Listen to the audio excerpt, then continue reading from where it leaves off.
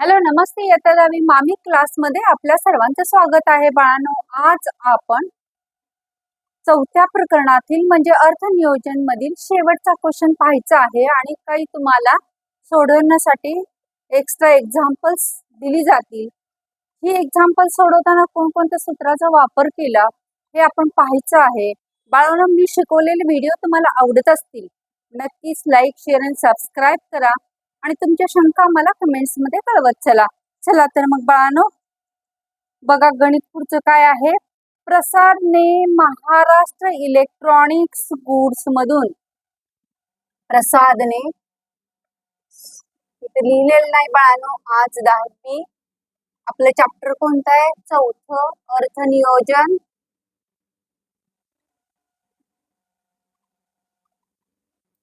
अर्थनियोजन बघा कितवं गणित आहे हे? जवळजवळ 7वं गणित आहे. प्रसादने 6वं गणित आपण घेतलेलं आहे.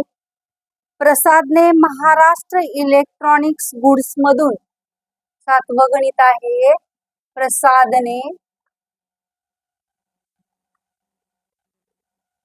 महाराष्ट्र इलेक्ट्रॉनिक्स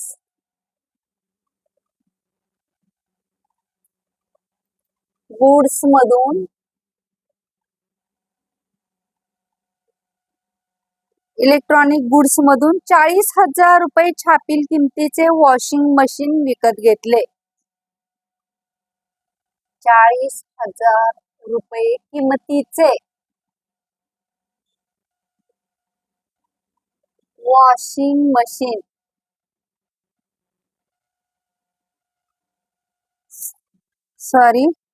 छापील किमतीचे इथं महत्वाचा शब्द राहिला आपला छापील किमतीचे. छापील किमतीचे वॉशिंग मशीन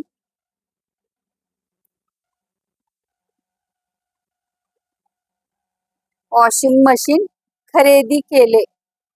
मशीन विकत घेतले. त्यावर दुकानदाराने 5% सूट दिली. मशीन विकत घेतले.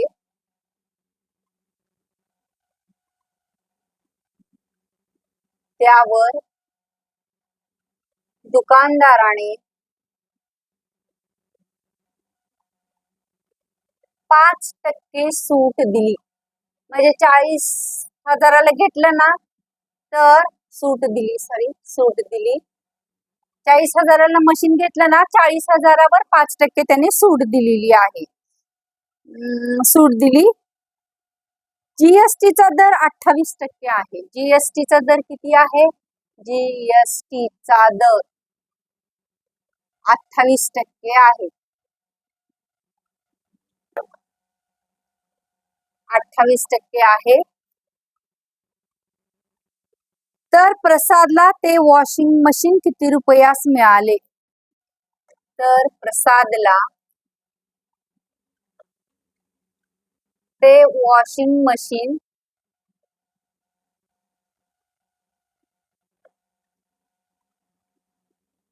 किती रुपयास मिळाले? किती रुपयास मिळाले हे एक आपल्याला काढावं लागणार आहे. आणि कर बिचका जीएसटी व एसजीएसटी किती रुपये असतील ते काढा. कर बिचकात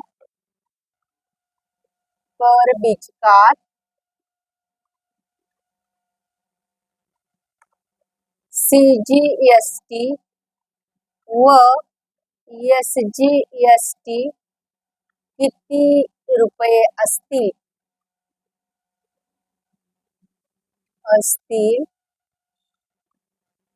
ते काढा असं विचारलेलं आहे. गणित लिहिल्यानंतर गोंधळात नाही. एकच इथं फक्त एक्स्ट्रा आले. काय आले? सूट आले का? याच्या अगोदर आपण गणित सोडवून दिलेली होती बाळांनो. त्याच्यामध्ये सूट वगैरे काही नव्हतं. त्याच्यावर जीएसटी किती % दिला, करपात्र किंमत कशी काढायची हे शिकलो आपण. एसजीएसटी कसं काढायचं हे शिकलो. परंतु इथे एक्स्ट्रा एक शब्द आलाय सूट. मग आता तुम्हाला माहितीये, एखादी वस्तू जर दुकानातून खरेदी करायला गेला तर तुम्ही जिथं सूट मिळते तिथं जास्त जाता, होय की नाही? सूट याचा अर्थ काय? ज्या किमतीची आहे, ज्या किमतीत छापील किंमत लिहिलेली आहे त्याच्यापेक्षा थोडस पैसे कमी द्यावे लागतात. मग इथं छापील किंमत किती आहे? 40,000. त्याच्यामध्ये त्यांना 5% सूट मिळाली, म्हणजे त्या मशीनची ओरिजिनल किंमत काढू आपण. किती रुपयाला सूट? आता बघा, प्रसादला मिळालेली सूट, प्रसादला मिळालेली सूट काढू आपण. नक्की ती वॉशिंग मशीन मिळालेली सूट. बघा कशी काढायचं, तर ह्या 40,000वर 5% काय मिळालेली आहे त्याला? सूट. म्हणजे कितीला मिळालं बघूया. किती सूट मिळाली? 400 गुणिले 5, 5 20 आणि हे 2 शून्य, बरोबर का? किती सूट मिळाली? सूट मिळाली 2000. म्हणजे सूट किती मिळाली? 2000 रुपये मिळाली ही सूट. मग आता त्याची किंमत किती असणार आहे? करपात्र किंमत. म्हणून काय काढावे लागणार आता आपल्याला? करपात्र किंमत. कारण 40,000 त्याची ओरिजिनल छापील किंमत आहे, त्यातनं 2000 वजा करायचे. 40,000 वजा 2000. इथं काय सूत्र तयार झालं बघा बरं. छापील किंमत वजा सूट बरोबर करपात्र किंमत. झालं ना? किती आले? 38,000. ही कसली किंमत आली? 38,000 रुपये. कसली किंमत आली? ही करपात्र किंमत. आता आपल्याला त्यांनी काय दिलेलं आहे बघा, करपात्र किमतीवरच काय काढतो आपण? जीएसटी. माहिती आहे ना? जीएसटी किती दिलेला आहे इथं? जीएसटी दिलेलं आहे 28%. मग इथे लिहायचं जीएसटी, जीएसटी बरोबर 28%. म्हणजेच त्याला किती किंमत मोजावी लागली? हा 38,000ला मिळाला का? नाही. त्याची छापील किंमत 40,000 होती, त्यातनं यांनी 2000 वजा केले, म्हणजे 5% सूट दिली, म्हणजे 38,000 ही करपात्र किंमत झाली. आता त्याला जीएसटी हा भरावाच लागणार, कारण कोणतीही वस्तू खरेदी केली की त्याच्यावर आपल्याला जीएसटी भरावा लागतो. म्हणून आता 28% याच्यावर जीएसटी. मग कशावर काढावं लागणार? हा 38,000वर त्याला 28% जीएसटी द्यावा लागला, होय की नाही बाळांनो? मग बघा आता काय काढायचंय? जीएसटी. त्याला द्यावी लागणारी रक्कम, वॉशिंग मशीन किंवा प्रसादला द्यावी लागणारी रक्कम. प्रसादला वॉशिंग मशीन साठी नाही, आता अजून जीएसटी काढायचा नंतर येणार, बरोबर का? आधी जीएसटी काढूया. जीएसटी काढला नाही आपण, मग आधी जीएसटी काढून घेऊ. जीएसटी बरोबर किती पडला? तर करपात्र किंमत गुणिले जीएसटी. करपात्र किंमत किती आहे? 38,000 गुणिले किती येणार? 28/100.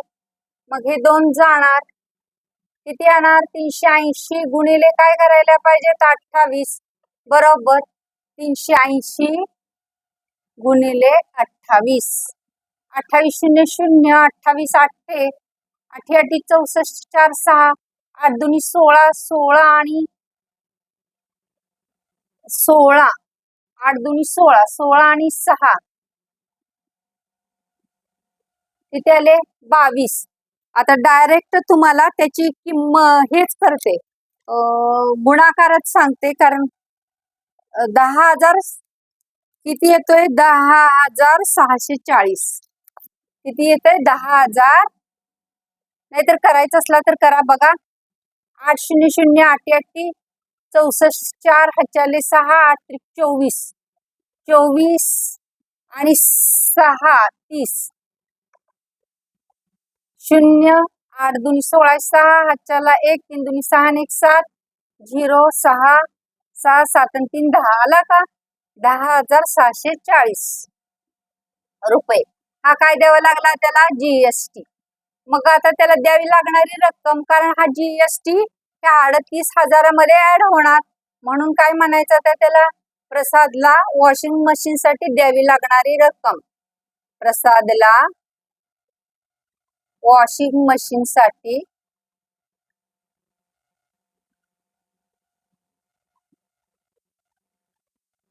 द्यावी लागणारी रक्कम.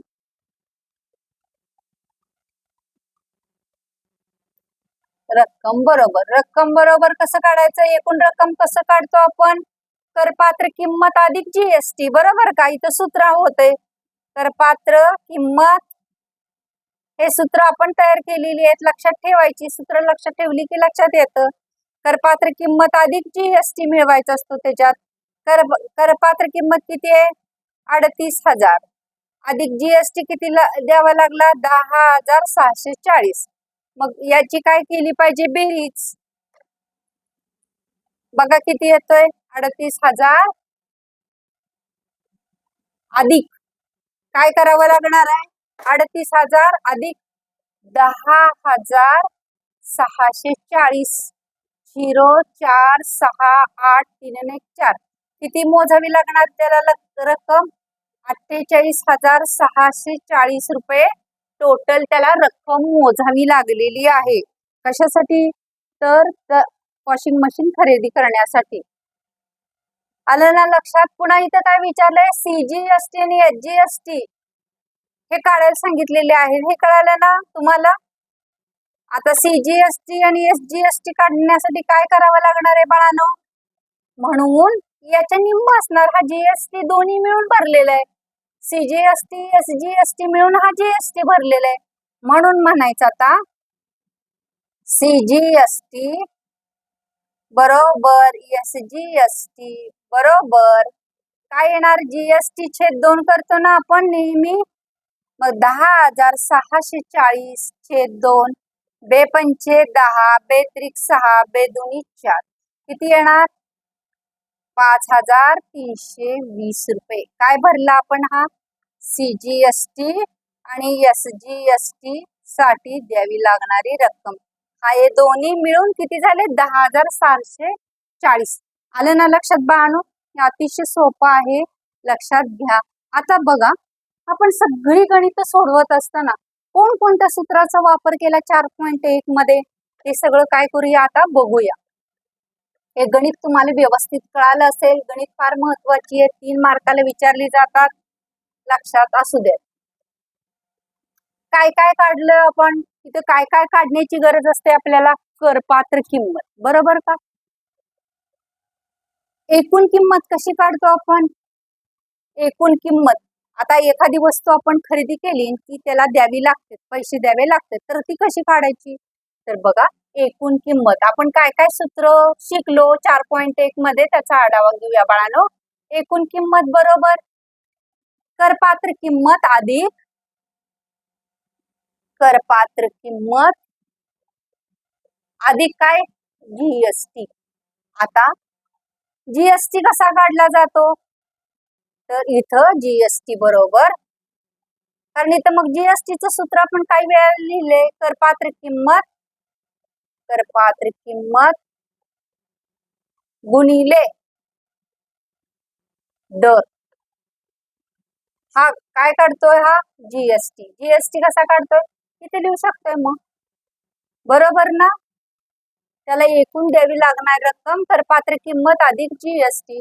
जीएसटी कसा काढतो, करपात्र किंमत गुणिले दर, या सूत्राचा. सूट कशी काढायची, दिलेली किंमत, बरोबर का, छापील किंमत गुणिले दर. आता सूट काढताना, कारण शेवटच्या ह्याच्यामध्ये काढले, छापील किंमत गुणिले सूट, बरोबर का. छापील किंमत गुणिले सूट म्हणजे सूट येते आपल्याला, किती सूट मिळाली ती, सूट दर येणार होत, किती टक्के, म्हणजेच पर्सेंटेज, दर पर्सेंटेज मध्ये असणार आहे. आणि कशाचा वापर केला आपण याच्यामध्ये 4.1 मध्ये, करपात्र करपात्र किंमत काढायची असेल तर या सूत्राचा उपयोग करतो. इथं जीएसटीचं सूत्र वापरलेलं असतं, करपात्र किंमत गुणिले दर, बरोबर का? जर जीएसटी इथं काढायची असेल तर एकूण किमतीमधून करपात्र किंमत वजा करायला लागते. मग बघा, जीएसटी एकूण किंमत, जीएसटी काढायची असेल तर काय करतो, एकूण किंमत हे पण झालेलं आहे करपात्र किंमत, याच्यावरती पण आपण गणित घेतलेलं आहे, होय की नाही बाळांनो? करपात्र किंमत.